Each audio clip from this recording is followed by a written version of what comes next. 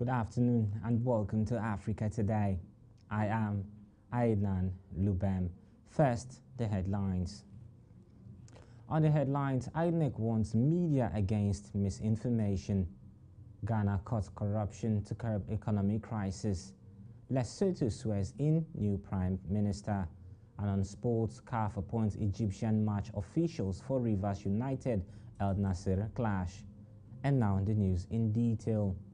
President Muhammadu Buhari has reminded Nigerians residents in the Asian country of South Korea that they are the faces of Nigeria and should endeavor to project a positive image of the country through their actions, character, and conduct.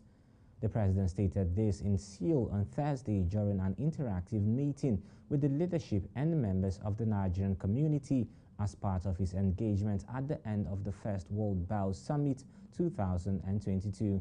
He urged them to remain good ambassadors of Nigeria at all times and assured them that the Nigerian government, through the embassy, would always strive to protect their interests by ensuring that none of its citizens is unjustly treated at all times.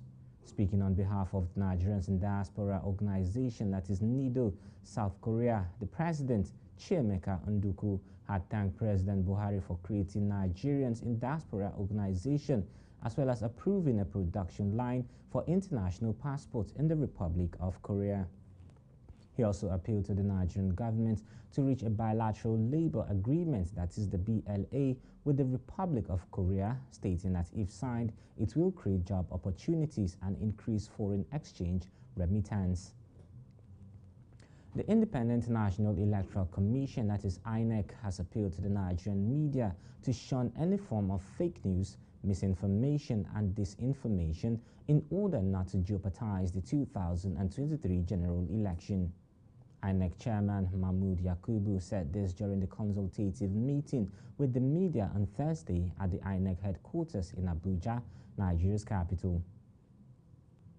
As the 2023 general election approaches, we shall continue to work together to counter disinformation and misinformation.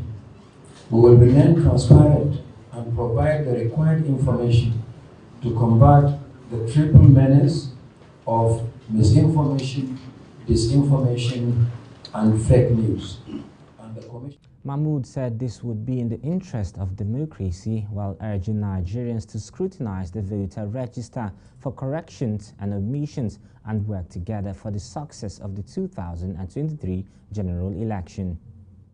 I would like to appeal to all Nigerians to seize the opportunity of the display to scrutinize the list and help us to clean up the register further so that what we eventually publish at the National Register of Voters will be the product of the cleaning up by the Commission and the further cleaning up by citizens. The truth is that the law requires that not only INEC, but Nigerians should help clean up the voters register. And that is what. In his response, the president of the Nigeria Union of Journalists, that is the NUJ, represented by Tomi Bamidele, commended the INEC chairman for the success of the Ekiti and Osun state governorship elections. He, however, expressed worry by the tantrums thrown by political parties to incite violence and called on INEC to restrain political parties against hate speeches. Mr. Chairman, let me first of all commend you and INEC for the conduct of Ekiti and Osun election. We are worried when it comes to the issue of the tantrum which being thrown by political actors. We must caution at this point that tantrums is not in the best interest of our polity. Rather, a joint operation launched by the Department of State Services, that is the DSS, the National Intelligence Agency, that is the NIA, the police and other security agencies, has successfully dismantled a terror cell and arrested 5 Islamic State West African province commanders and 30 fighters. Newsmen gathered that the terror suspects were apprehended at their hideout in different locations in Abuja, Mararaba, and other satellite towns in the Federal Capital Territory. Correspondent alleged that the suspects were being held at a DSS facility. The arrests were made amid heightened tension in the nation's capital as a popular Lake Mall shut its doors to shoppers and visitors on Thursday, citing the security situation. Meanwhile, in another update on Wednesday, the Foreign Commonwealth and Development Office again restated its warning of an increased threat of terrorist attack in the nation's capital. Despite the assurances of the federal government that the security agencies had a handle on the security situation, the British government cautioned its nationals against traveling to the FCT and other states in the country. We now move to Enugu State, where a federal high court has adjourned a suit seeking to declare the Enugu senatorial seat occupied by Ike Ekweremadu vacant to 9th of November. Justice Umar Garuba declared that the motion filed by the applicant Ogochukwu Onyema could not be taken in the absence of other parties. Onyema admitted that the application was not instituted in bad faith but in principle. The judge is sitting for the first time in this jurisdiction. He's a new judge, and matters which comes before a new judge ought to be mentioned first of all, and is now adjourned for hearing. Counsel to Senator Ekweremadu Ogochukwu Onyekurife said his client was not aware of the date and the court had to adjourn the matter. So we have to come today. There is no proof that the other 7 defendants are aware of today's date. So the court adjourned the matter to 9th of November, ordered him to serve hearing notice on all these other defendants. So on the 9th, the motion to amend the originating process will be taken. When we return, news from other parts of West Africa. Stay with us.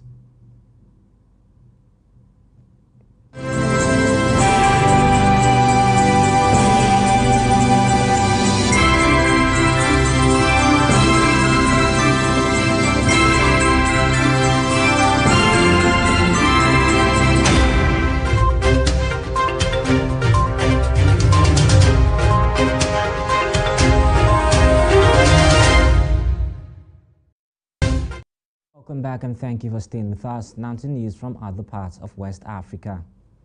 Ghana's immediate past president, John Dramani Mahama, has urged the government to curb corruption and reduce the number of political appointees to address the current economic crisis. Speaking at a forum dubbed Building the Nation We Want, Mahama said state institutions with similar functions should be realigned to reduce pressure on the public purse, while calling for the dismissal of Finance Minister Ken Ofori-Atta and a change of the government's economic management team. Earlier this week, some members of parliament demanded the resignation of the Finance Minister for poor economic management. The country's inflation has risen to 37.2%, and the cedi is listed as the world's worst performing currency against the US dollar. Meanwhile, Ghana's President Nana Akufo-Addo will be addressing the nation on Sunday regarding the cost of living crisis. Under Secretary General for Peace Operations Jean-Pierre Lacroix has thanked the Gambia for its strong support to the United Nations peacekeeping and for the service and sacrifice of its military and police personnel deployed under the UN flag. Reports show that the Gambia currently provides 98 uniformed personnel, including 31 women, to UN peacekeeping, making it the 64th largest contributor among all UN member states. This contribution includes military staff officers, individual police officers, and experts on mission. Lacroix said the Gambia has been a consistent distributor of peacekeeping personnel for several decades now. In doing so, it has shown solidarity with people living in countries in conflict, especially on the African continent. The UN also appreciated the service and sacrifice of Gambian men and women who have served in difficult environments and expressed gratitude for their continued service. The Gambia's largest deployment is with the United Nations mission in South Sudan, that is UNMISS, where 35 peacekeepers serve.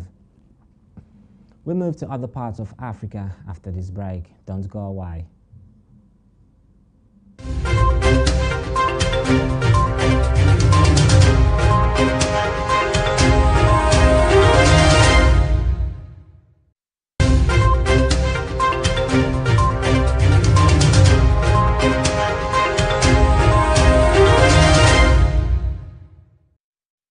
Welcome back, and now to news from other parts of Africa.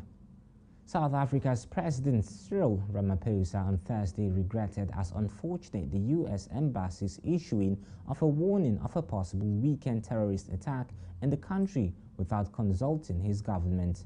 The U.S. Embassy earlier on Wednesday posted the alert on its website and identified the potential target as Sandton, a suburb in the country's financial hub of Johannesburg. Sandton, a collection of high-end shops and lofty office blocks and banks, is commonly referred to as the richest square mile on the African continent. The alert said the attack could occur there on Saturday. He said this during a press conference alongside the Spanish Prime Minister Pedro Sanchez, who is visiting the country.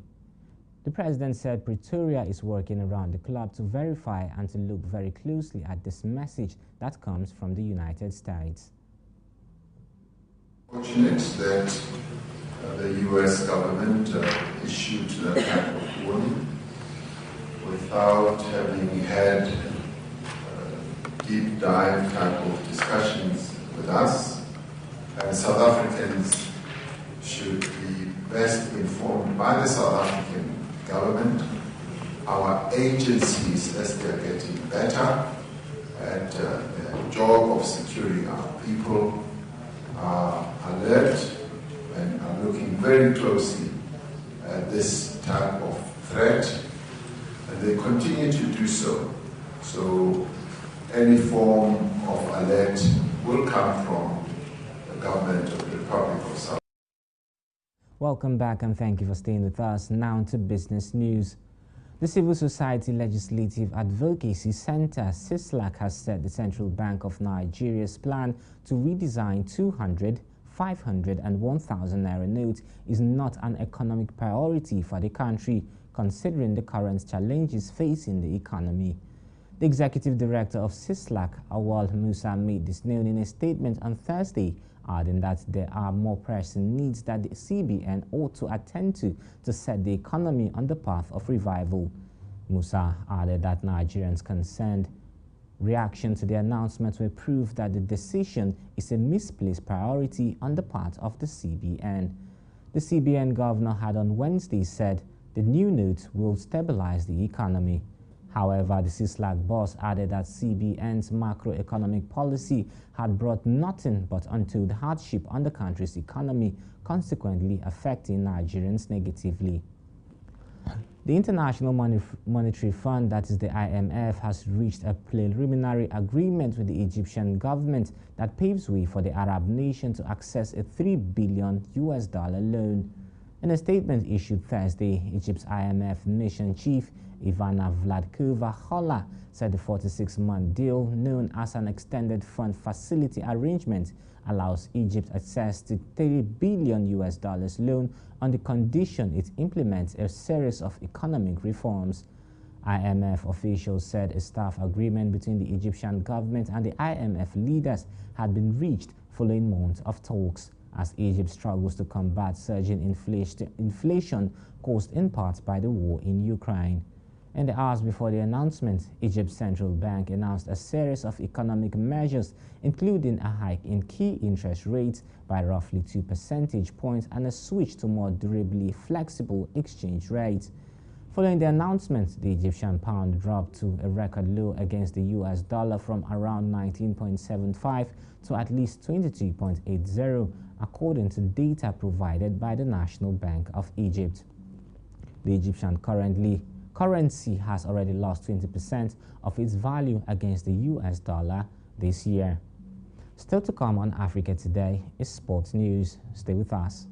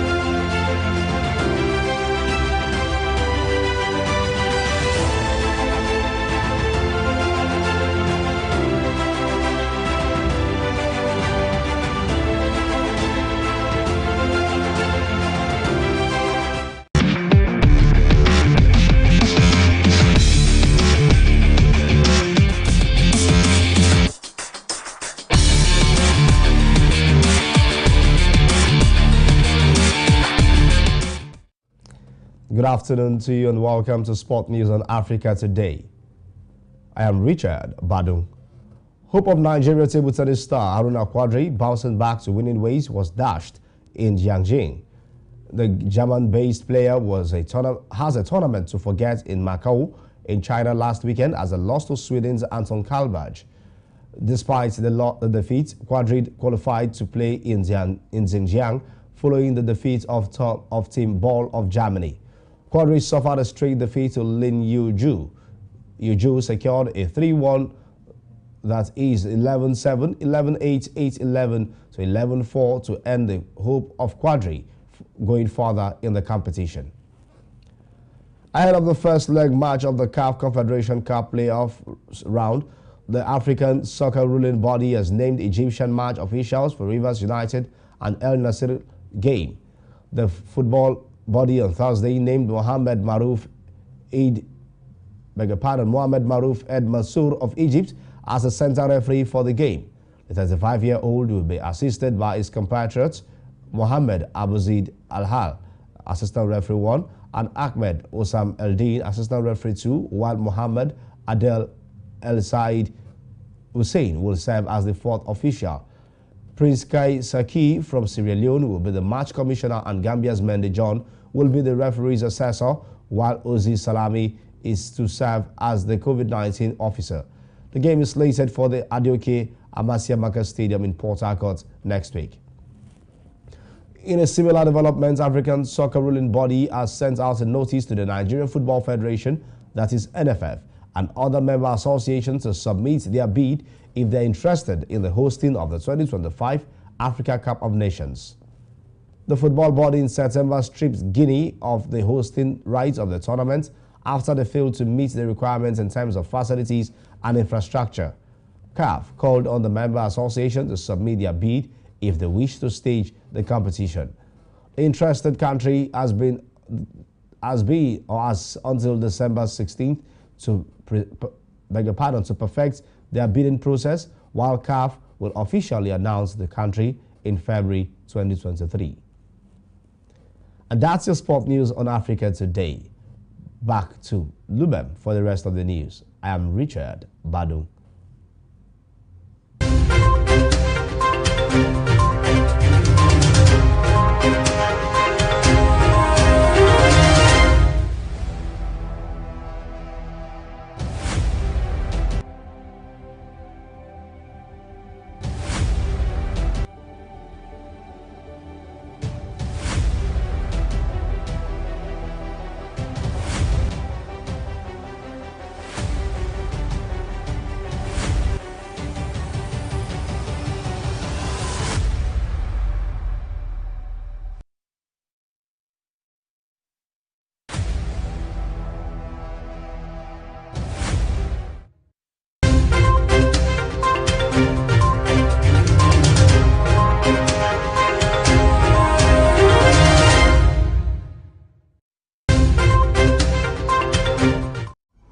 Welcome back.